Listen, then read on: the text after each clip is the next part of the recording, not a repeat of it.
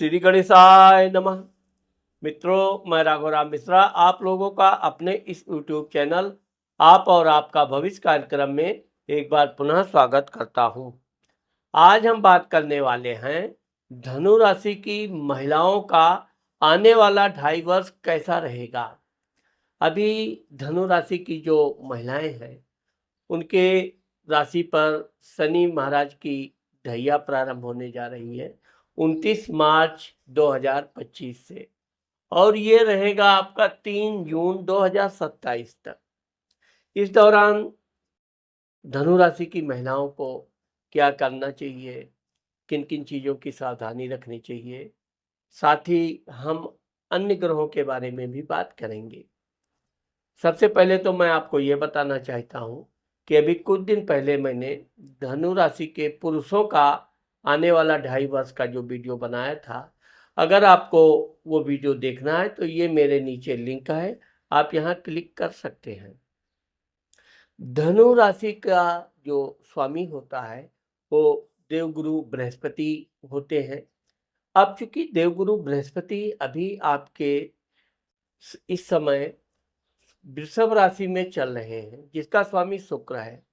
अब ये एक प्रचलित बात है कि शुक्र और गुरु आपस में मित्र नहीं है, लेकिन यहाँ पर अभी चूंकि गुरु का जो प्रभाव आपकी राशि पर पड़ रहा है उसका ऐसा ये है कि आपके कुंडली में आप देखोगे तो आपके छठे रोग शत्रु कर्ज स्थान में गुरु महाराज विराजमान है। गुरु की एक विशेषता ये है कि गुरु जिस स्थान में बैठता है उस स्थान की हानि करता है, गुरु स्थान दोषा। अब चूंकि आपके रोग शत्रु कर्ज स्थान में बैठा हुआ है तो आपके स्वास्थ्य में सुधार होगा। अगर आपने किसी से कर्जा ले रखा है तो आप धीरे धीरे करके कर्ज मुक्त भी हो जाएंगी, और अगर कोई शत्रु आपको परेशान कर रहा है तो निश्चित तौर पर वो आपसे परास्त होगा। अब चूंकि हम आपको सबसे पहले तो ये बताना चाहते हैं कि जो शनि महाराज की ढैया आपकी कुंडली में आप देखोगे तो आपके चौथे घर में शनि महाराज आ रहे हैं। चतुर्थ घर में शनि महाराज के बैठने से आपके घर में माता मित्र मकान सुख भाव में थोड़ी कमी आ सकती है। एक तो सबसे बड़ी चीज यह है कि आप थोड़ी चिड़चिड़ी हो जाएंगी। शनि का ढैया लगने से थोड़ा आदमी को बेवजह कभी कभी वो निर्णय लेते समय जल्दबाजी में भड़बड़ी में गलत निर्णय लेता है, इससे भी उसको नुकसान होता है। वैसे तो ये कह रहा है कि आपको घर से संबंधित कार्य में सफलता मिलेगी। अगर आप कोई घर इत्यादि खरीदना चाहती हैं तो निश्चित तौर पे आपको यह कार्य में सफलता मिलेगा। लेकिन उन महिलाओं के लिए जिन महिलाओं की माताजी का स्वास्थ्य अच्छा नहीं रहता है, उन्हें अपनी माताजी के स्वास्थ्य पर विशेष ध्यान रखना चाहिए। इस दौरान आपके शत्रु आपका बिल्कुल नुकसान नहीं कर पाएंगे, लेकिन जो मित्र हैं वो आपको बहुत ज़्यादा सहयोग नहीं करेंगे। इसलिए आप अपनी सहेलियों पर मित्रों पर उतना ज़्यादा विश्वास इस 2.5 वर्ष तक न रखें। ये जब शनि महाराज आपके चौथे घर में बैठेंगे तो ये सबसे पहले आपके छठे घर को रोग शत्रु कर्ज स्थान को देखेंगे। शनि की दृष्टि पड़ती है तो वो स्थान में ये विशेषता होती है कि अगर आप कहीं से कर्जा इत्यादि लेना चाहती हैं तो आपको कर्जा तो बड़ी आसानी से मिल जाएगा, लेकिन यहाँ पर इस बात का ध्यान रखना चाहिए कि आपको उतना ही कर्जा लेना है जितना कि आपकी आवश्यकता है, और जिस उद्देश्य के लिए जिस काम के लिए आप कर्ज लेती हैं आप उसी काम के लिए धन व्यय कीजिए। क्योंकि शनि की ढैया है तो अचानक जैसे ही आपके पास धन आएगा आपके और अन्य प्रकार के खर्चे बढ़ जाएंगे और आप अपना जो मुख्य उद्देश्य है वो उससे थोड़ा भटक सकती है। हाँ, अगर आपने किसी को कर्जा दे रखा है तो थोड़ी कठोरता जरूरी है। आप थोड़ा कठोर बनेंगी तो धीरे धीरे करके आपको पैसे का धन की वापसी का योग बनता है। अब हम आपको ये बता रहे हैं कि ये शनि महाराज आपके 10th घर को देख रहे हैं, पिता, मान सम्मान, प्रसिद्धि घर को देख रहे हैं। तो शनि जब 10th घर में देखते हैं, तो अगर आप अपना स्थान परिवर्तन कराना चाहती हैं, आप नौकरी कर रही हैं, तो निश्चित तौर पे आपको नौकरी में स्थान परिवर्तन का योग बनता है। या आप पदोन्नति किसी तरह रुकी हुई है, तो आपको प्रयास करने पर आपको पदोन्नति का योग बनता है। वैसे अधिकारी लोग आपको थोड़ा रूखा व्यवहार रखेंगे, लेकिन इसका मतलब ये नहीं है कि उनसे किसी तरह का आपको विरोध झेलना पड़े। आप जिस तरह अपना काम करती हैं, काम जारी रखिए, आपको धीरे-धीरे करके समय आपके अनुकूल आ जाएगा।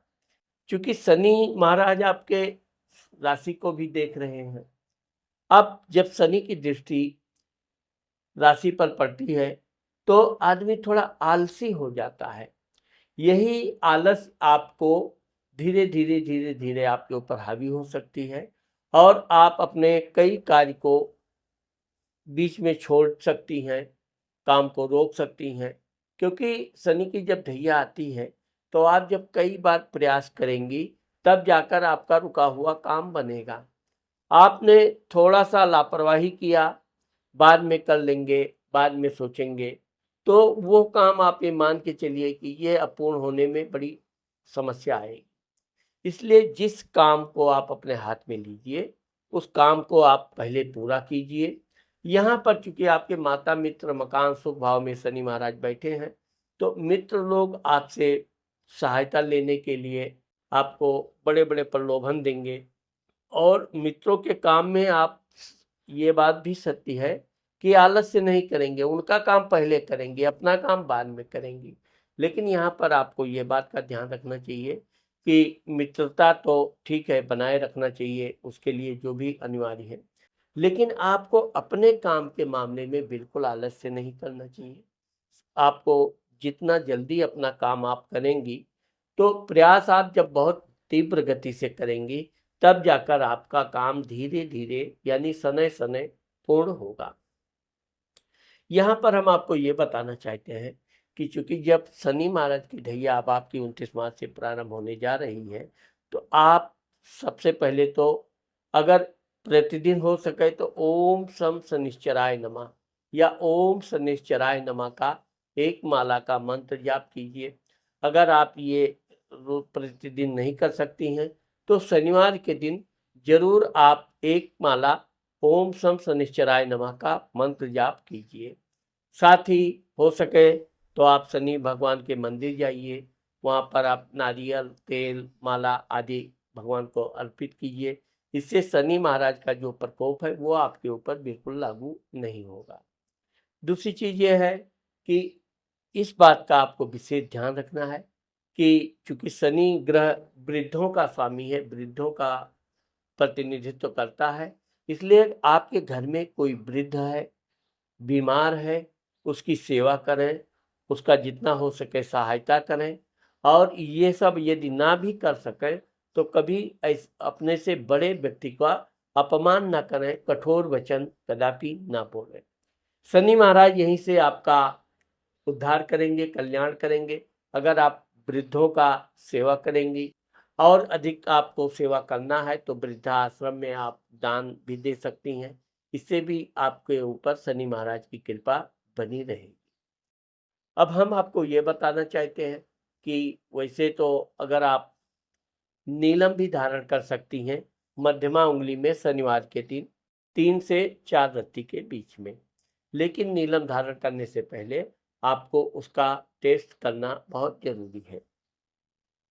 अब चूँकि मैंने आपको पहले भी बताया था कि वर्ष 2025 में 3 बड़े ग्रह हैं जो अपना राशि परिवर्तन कर रहे हैं। तो अब शनि के बाद गुरु आते हैं। गुरु आपका 14 मई 2025 को गुरु वृषभ राशि से मिथुन राशि में जाएंगे। अब जब गुरु आपके मिथुन राशि में आएगा, तो धनु राशि की उन लड़कियों के लिए, माँ बहनों के लिए भी अच्छा शुभ समाचार होगा। उनका उनके पति के साथ अच्छे और मधुर संबंध बनेंगे।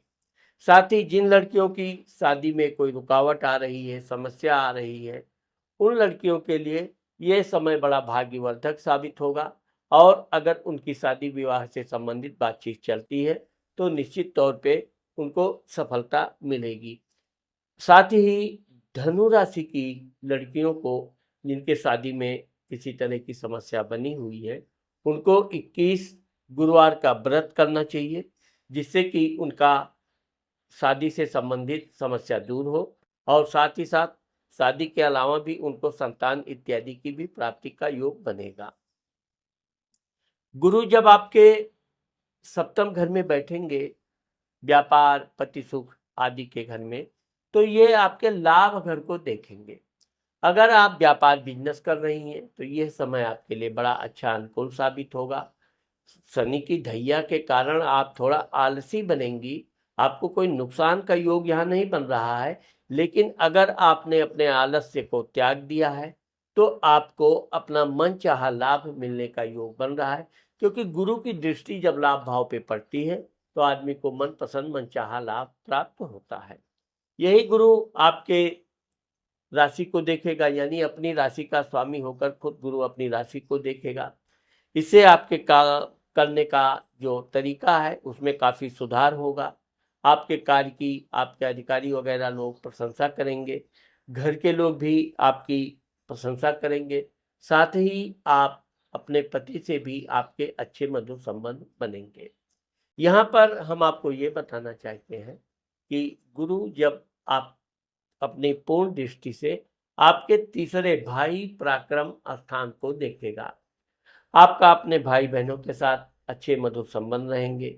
भाई बहन भी आपके कार्य में सहायता करेंगे और समय पड़ने पर आप भी अपने भाई बहनों की सहायता करती रहेंगी। हम आपको ये भी बताना चाहते हैं कि गुरु चूंकि इस वर्ष में अक्टूबर के महीने में पुनः कर्क राशि यानी आपके अष्टम घर में कुछ समय के लिए आएगा, तो उसके पहले ही आपका अगर शादी विवाह से संबंधित कोई बात है तो इसके लिए आपकी इसमें सफलता भी मिलेगी और अगर गुरुवार का व्रत करती हैं तो निश्चित तौर पे आपको शादी का योग बनता है। राहु, अब देखिए इसी वर्ष राहु भी अपना राशि परिवर्तन कर रहा है। जैसा कि राहु एक राशि में 18 महीना यानी कि 1.5 साल रहता है, राहु अपने मीन राशि से कुंभ राशि में जाएगा। राहु और केतु ऐसे ग्रह हैं जो हमेशा वक्री ही रहते हैं। वक्री का मतलब हमेशा उल्टा चलते हैं। ये राहु बड़े चमत्कारी ग्रह हैं। ये आप बिल्कुल अच्छे खासे पारिवारिक जीवन में आपके उथल पुथल ला सकते हैं। आपको अचानक किसी की शिकायत करने की इच्छा हो सकती है, क्योंकि ये राहु जब 18 मई 2025 को आपके भाई पराक्रम स्थान में बैठेंगे तो केतु आपके भाग्य स्थान में धर्म स्थान में बैठेंगे। तो जहां एक तरफ आपको पूजा पाठ करने का, धार्मिक कार्य करने का खूब इच्छा जागृत होगी और आप पूजा पाठ खूब करेंगी भी, धार्मिक तीर्थ यात्रा भी आपको करने का अवसर केतु की वजह से प्राप्त होगा। लेकिन राहु जब तीसरे बैठता है, आप एक चीज का अगर ध्यान रखिए कि राहु सबसे पहले आपके सप्तम घर यानी पति के घर को, व्यापार के घर को देखेगा। आप अगर अपने पति से किसी बात पे उलझ जाती हैं, विवाद कर लेती हैं, झगड़ा कर लेती हैं, तो आपका निश्चित तौर पे मानसिक संतुलन डिस्टर्ब हो सकता है। आप चिड़चिड़ी हो जाएंगी, बेचैनी आ जाएगी और अगर आप व्यापार बिजनेस करती हैं तो निश्चित तौर पर आपको व्यापार बिजनेस में कमी दिखेगी, व्यापार बदलने की इच्छा करेगी। तो सबसे पहले आप मूल जड़ यानी कि पति के साथ आप जितना हो सके प्रेम से रहिए। हो सकता है कि आपके पति आपको कोई कटु वचन भी बोल सकते हैं, लेकिन चूंकि पति हैं और पति पत्नी के बीच में आपस में एक दूसरे का मौज मस्ती चलती रहती है, इसलिए आप इसको एक मौज मस्ती की बात मानकर उस बात पर बिल्कुल आपको सीरियस होने की जरूरत नहीं है। पति ने जो कह दिया वो कहकर, चूंकि भूल जाने वालों में है, इसीलिए क्योंकि आपके पति घर में मिथुन राशि बैठती है। आपको भी अपने पति से किसी बात पे अधिक जिद नहीं करना चाहिए, और जो बात एक बार चली हो गई, बीत गई, उसको भूलने में ही आपको अच्छा भी रहेगा, और इससे आपका दाम्पत्य जीवन बहुत सुंदर सुखमय व्यतीत होगा।